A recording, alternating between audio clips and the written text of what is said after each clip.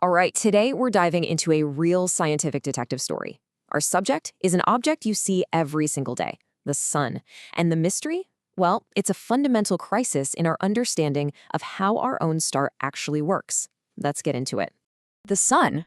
I mean, it's the most familiar thing in the sky, the bedrock of our entire solar system. For decades, astrophysicists have been building these incredibly detailed models to explain it. And honestly, we thought we had it all pretty much figured out. But here's the thing. The data is telling us a completely different story. There's a deep and, frankly, a kind of worrying disagreement between our best theories and the reality of the sun itself. And we're not talking about a small error here. This is a major scientific puzzle. This puzzle actually has a name, the solar abundance problem.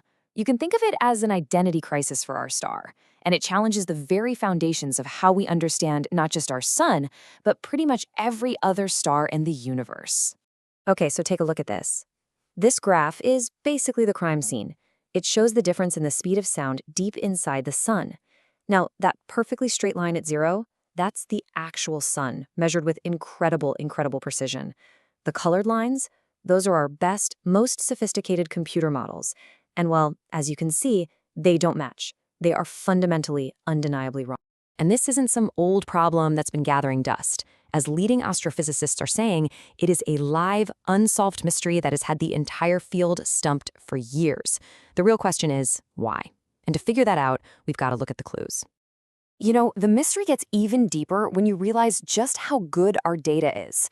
We have 3 incredible tools for probing the sun, giving us clues from its surface all the way down to its fiery core.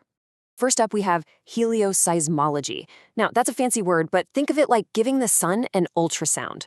By studying the waves that ripple through it, we can create this amazingly detailed map of its insides. We're talking over 95% of its radius. This is exactly how we get that super precise sound speed measurement we saw in the graph earlier. Second, there's spectroscopy. What we do here is we take sunlight, we split it into a rainbow, and what we see is like a chemical barcode. Every single line in that barcode tells us what elements are in the sun and how much of them there are. We've been able to precisely measure 62 different elements this way. And third, we have neutrinos. These things are wild. They're tiny ghost particles created by nuclear fusion right in the heart of the sun. They fly straight out of the core, passing through the whole sun like it's not even there. And with special detectors here on Earth, we can actually catch them, giving us a real-time report from the sun's central engine. So let's recap. We've got crystal clear data from the sun's deep interior, its surface chemistry, and its core reactions. All this amazing evidence should be making our models better, not worse. It just doesn't add up. So if the data is right, the problem has to be in the models themselves, which means it's time to line up the usual suspects. Yep, the problem's gotta be in the physics we're feeding into these giant computer models. These are the fundamental rules that are supposed to describe how the sun works, and it seems like one of them might just be plain wrong. Suspect number 1 is something called radiative opacity. Essentially, it's a measure of how much the sun's own plasma blocks energy from flowing out of the core. The easiest way to think about it is like the sun's internal insulation, or maybe even its sunscreen. And getting this number right is absolutely critical for building a correct model of the sun's temperature and its structure. As one paper puts it, it's perhaps the most controversial physical ingredient in the whole recipe. A lot of scientists have a really strong hunch that this is where the problem is hiding. So why is opacity so controversial? Well, this chart here tells the story. It shows which elements do the most work in blocking energy at different depths inside the sun. Just look at those huge red and blue bars for oxygen and iron. What this means is that even a tiny little error in how much oxygen or iron we think the sun has can throw the entire model completely off.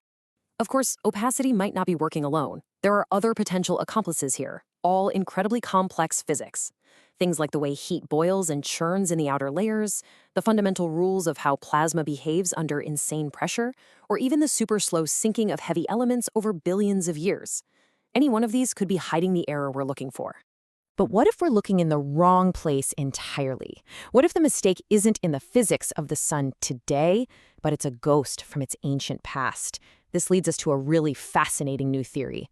This theory suggests that the sun had a very complicated youth, and our models, which assume it was born with a simple, uniform mix of stuff, are totally missing the real story. It's called the pebble accretion theory. The story goes something like this. First, when the sun was just a baby star, it gobbled up a diet of metal-rich dust and pebbles from the disks spinning around it. Then, after the planets formed, and kind of filtered all that stuff out, it started accreting much cleaner metal-poor gas. The result? A sun that isn't uniform at all. The implication here is revolutionary. It could mean the sun's core is much, much richer in heavy elements than its surface. And that could explain why our clues from the core, the neutrinos, and our clues from the surface, the spectroscopy, seem to be telling us two different things.